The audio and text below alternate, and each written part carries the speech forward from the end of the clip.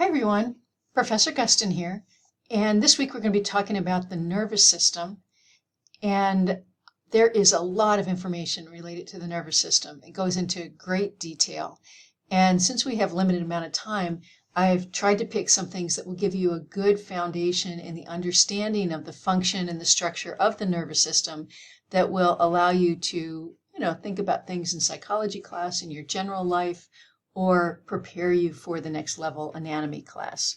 So here we go. My first learning outcome is to distinguish between the central nervous system and the peripheral nervous system, and specifically the locations and the functions. But I guess before I even do that, we should just kind of review, like, what the heck does the nervous system do? And the nervous system is one of the main, is the main system that allows for the body to communicate. The endocrine system helps the body to communicate using hormones, and but the nervous system is the major communication system, and it's going to allow the body to communicate through electrical impulses through the nerves. So we're going to say the nervous system allows the body to communicate with, process, and respond to the internal and external environment of the body.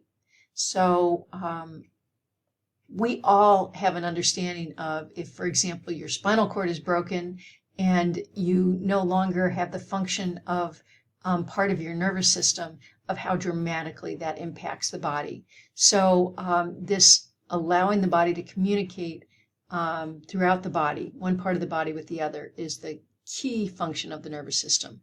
There's two major parts of the nervous system. We have the central nervous system, and most of the time I will call it the CNS, central nervous system.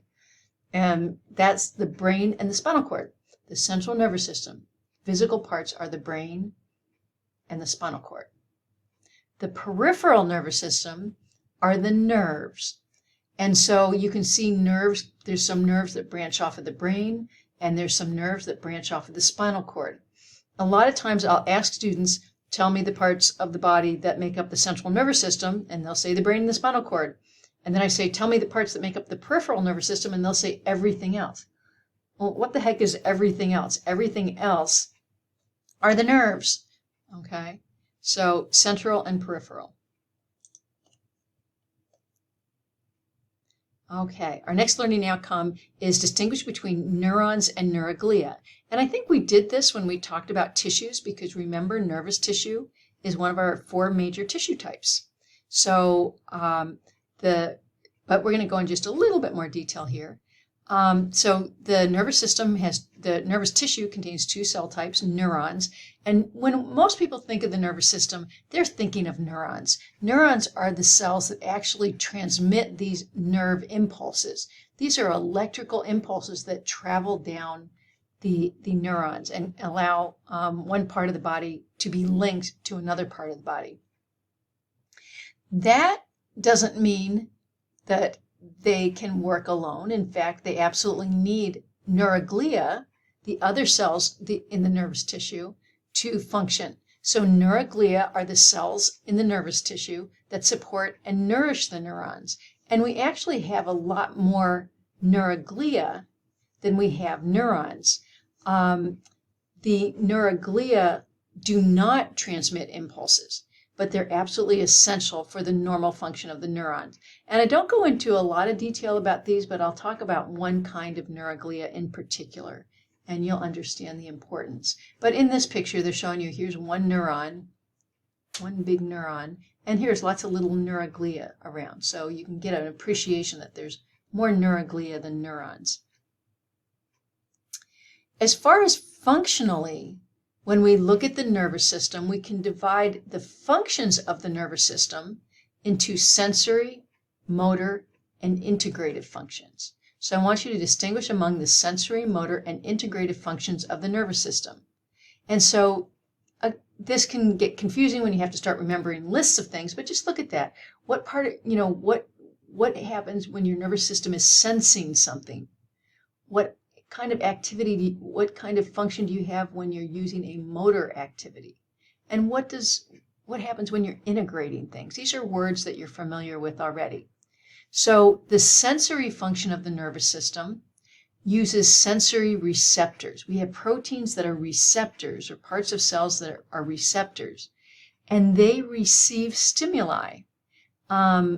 It says they respond to stimuli by generating nerve signals that travel from the peripheral nervous system to the central nervous system.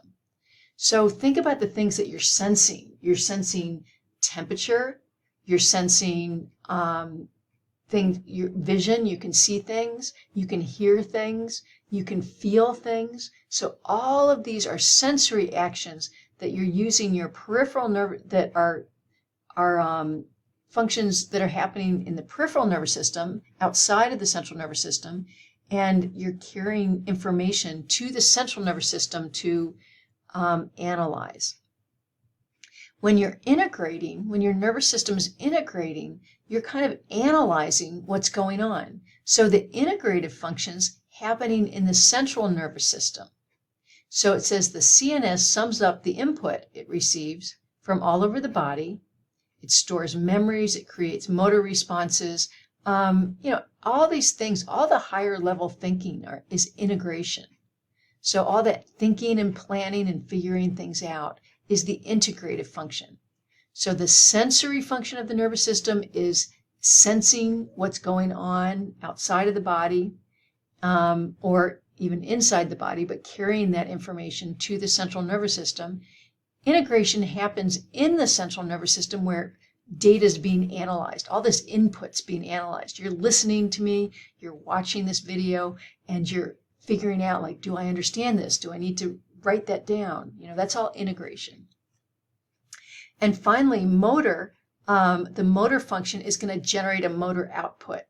And so as you're integrating, you're thinking, is this important enough for me to write down?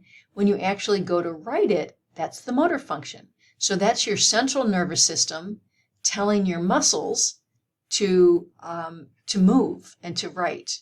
So the motor function generates motor output, generates some kind of physical output, which travels from the central nervous system to the peripheral nervous system, to the muscles and the glands and the organs, and tells our body to do something. So sensory function, you're receiving information. Integration, you're analyzing information in the central nervous system. And motor, you're making some response to that integration.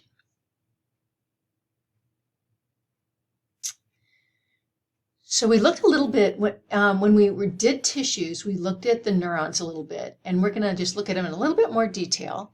And so it says identify the names and functions of the parts of a neuron. So this picture actually has 3 different kinds of neurons, and they have them labeled here.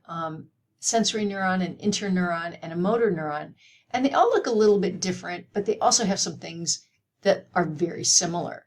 So I'm just going to use the motor neuron as the example. And what I tell you about the motor neuron is also true for the other neurons.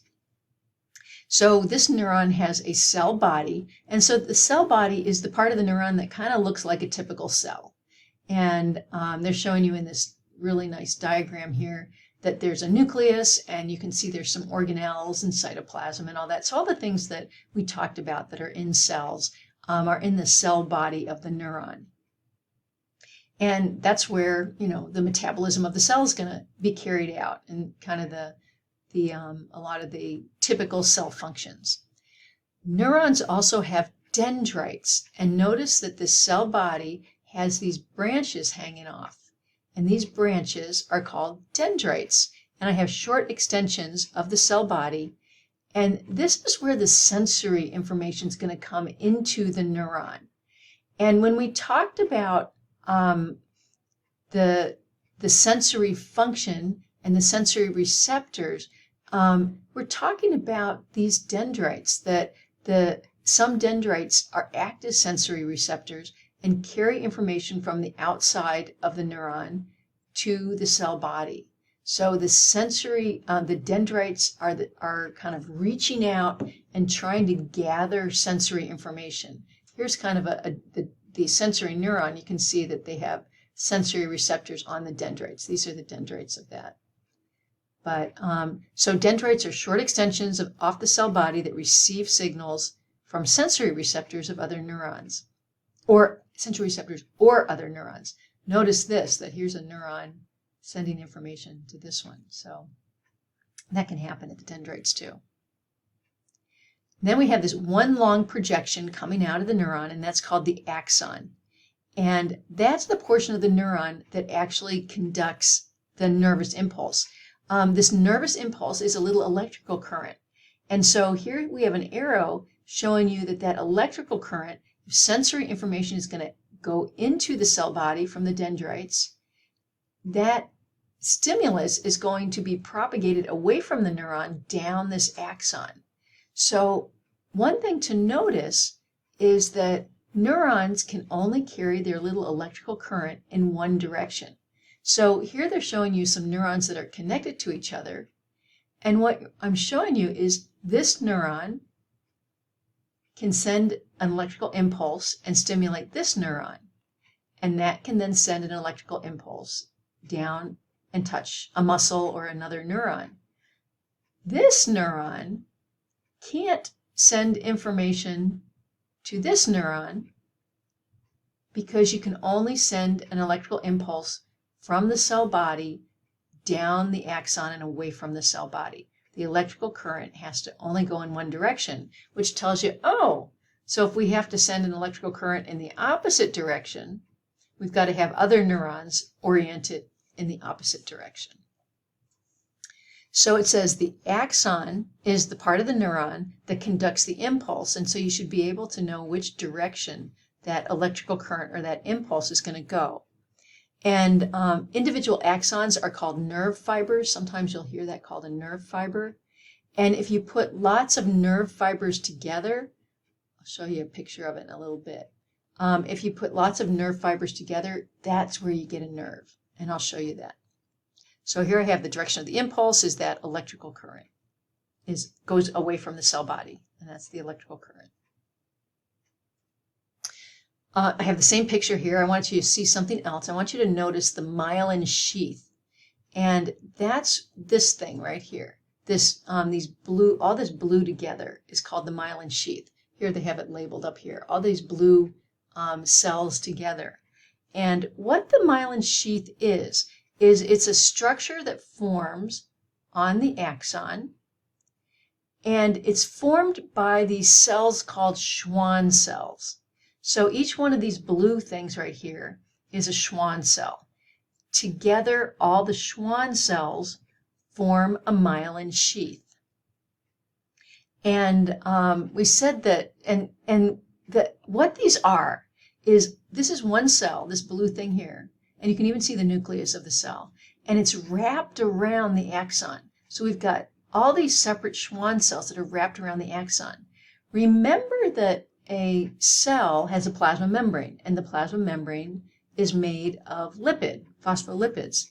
And so the myelin sheath can be described as a lipid layer on the axon.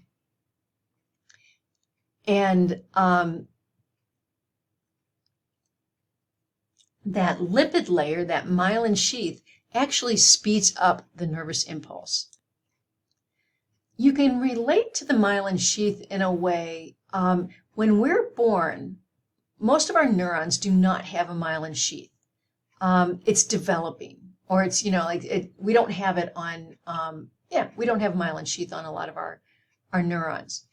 And do you ever see, I know everybody has seen a baby that when they go to grab something, they reach out, but they're really kind of jerky, and they're not quick, and they can't just reach out and grab something. They kind of wobble a little bit, and their fingers aren't coordinated, and their arms not coordinated, and it takes them a long time just to be able to reach for something. That's the kind of thing that the myelin sheath does. Once the myelin sheaths start forming, the baby's movements start getting smoother, they start getting more deliberate.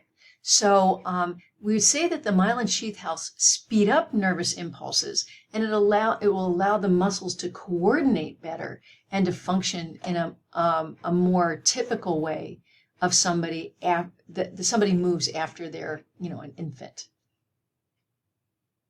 Here's a picture. Here's an axon right here. And so here's one of the Schwann cells kind of wrapped around an axon. And you can see there's the nucleus and all these layers of lipid. We call this the myelin sheath. So we have all these Schwann cells making up the myelin sheath. And this is a electron microscope picture that's showing you the axon and the Schwann cells wrapped around it, forming the myelin sheath. So this myelin sheath is essential for normal movement and normal function. The other thing I wanted you to see, which I mentioned, here's a lot of neurons. So here's some cell bodies with dendrites. And the neurons kind of cluster together, look like a bouquet of flowers. There's the cell bodies. And all the axons come together. And when you get that bundle of axons, like you would have a bundle of stems to flowers, that's what forms a nerve. So a nerve is made up of many, many axons. Okay. So here we have all these neurons their electrical impulses are traveling down the axons and connecting to another part of the body. I am going to stop right there, and we'll pick up the next part of this lecture in the next video.